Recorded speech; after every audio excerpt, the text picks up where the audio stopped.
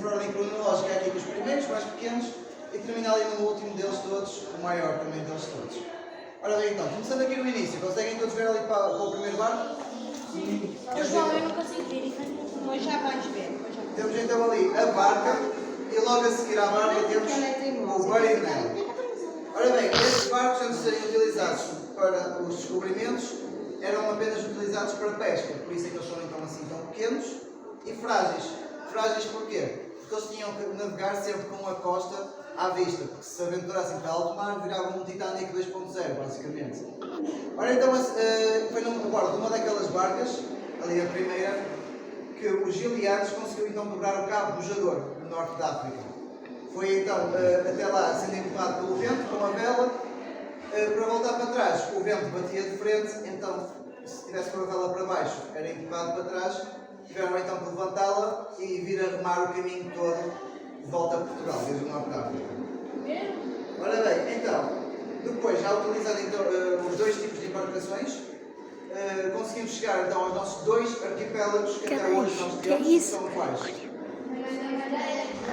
Madeira e Açores. Muito bem. Consigo ver. E então conseguimos com estes dois barcos fazer estes dois feitos consideráveis. No entanto, mais longe do que o Cabo Bujador, era impossível de chegar com estes barcos.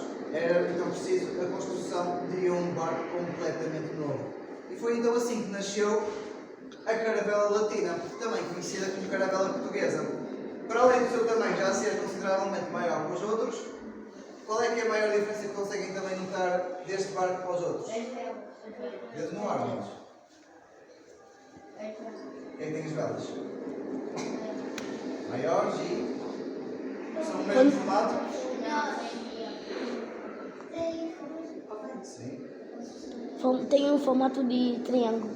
Exatamente. Estas têm um formato de triângulo, enquanto as outras têm um formato de um quadrado.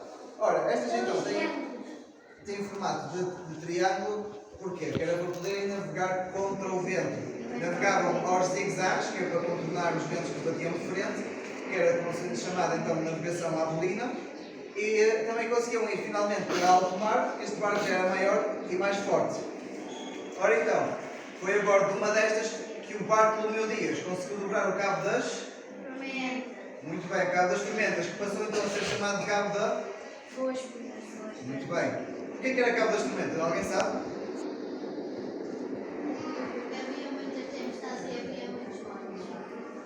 Muitas tempestades e muitos? Monstros? Mortos? Havia muitos mortos naquela zona? A verdade é que sim, havia muitas tempestades, correntes fortes e muitos rochedos. O que tornava, que eram condições que tornava quase impossível os barcos poderem passar por lá. Quanto a mortos, só os que estavam no fundo do mar, os barcos que naufragavam, o que se acreditava era que então que havia monstros lá, devido a essas condições, por causa dos rochedos e das tempestades e do medo que nós tínhamos. Nós acreditávamos que havia lá gigantes, como por exemplo o Adamastor. Claro que isso não passava por mitos e lendas, foi com o barco de Dias a passar por lá que então se provou isso ser verdade. Não passava tudo por mitos e lendas, e ao passar pelo Cabo das Tormentas passou a ser Cabo da Boa Esperança, porque nos dava então boa esperança de chegar por caminho marítimo aonde, Luís? À Índia. Exatamente, à Índia.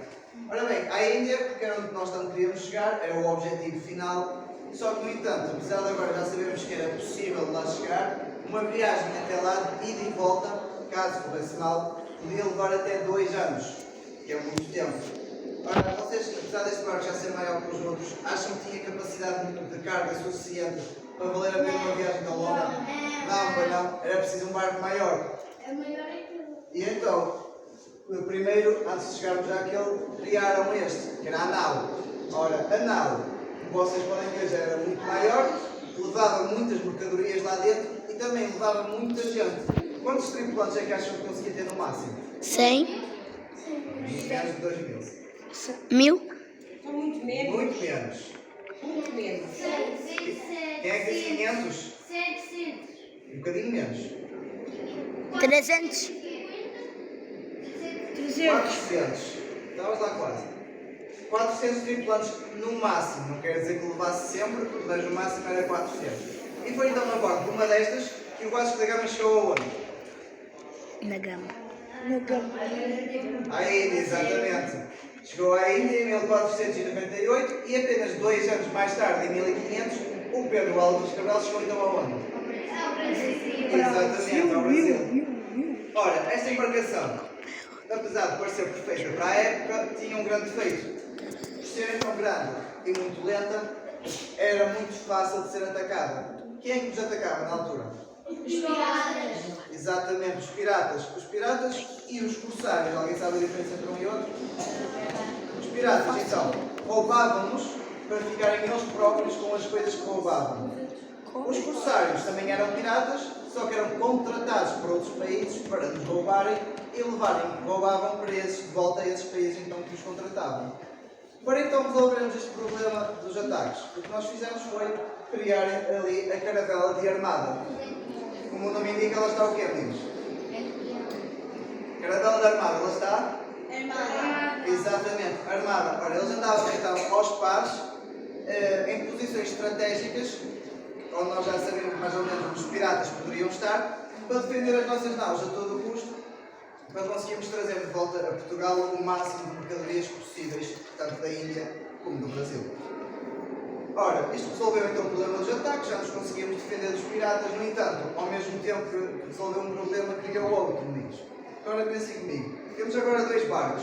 2 barcos significa que temos o dobro da tripulação. O dobro da tripulação requer também o dobro dos recursos. 8. E isto ficava mais barato ou mais caro que um barco só?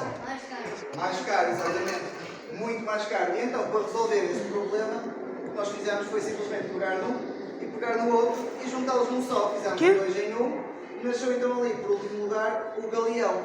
O galeão tem características da nave, como por exemplo, os grandes espaços de mercadoria e também características da caravela da armada, por ter um grande poder de fogo para se defender. Ora, então, meninos, reza a lenda que nós tivemos o maior galeão do mundo. Era o São João Batista, tinha cerca de 366 canhões e por ter esse poder de fogo tão grande, no Brasil ficou conhecido como Botafogo. Vocês conhecem esse nome? Sim. É um clube. Muito bem, é um clube de futebol brasileiro e também um bairro no Rio de Janeiro que se acredita então que tiveram esse nome em homenagem ao nosso galeão. Agora, meninos, sem se levantarem, vão se virar então para aquela parede ali agora.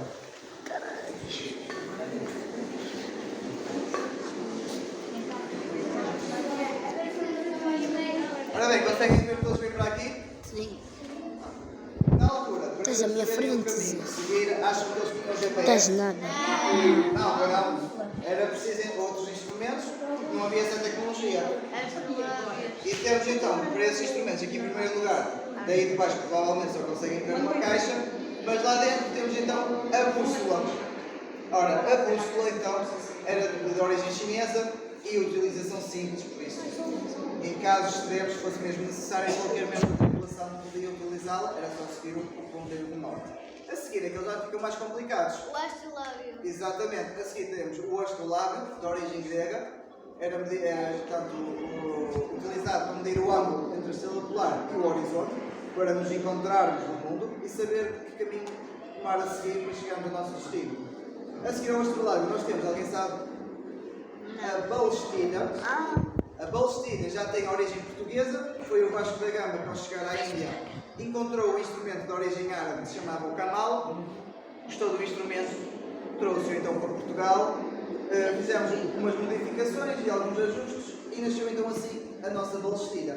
Por último, então ali nós temos o quadrante, tem esse nome por ser um quarto de círculo e tal como os outros instrumentos. Era então utilizado para nos encontrarmos no mundo e saber que caminho tomar a seguir.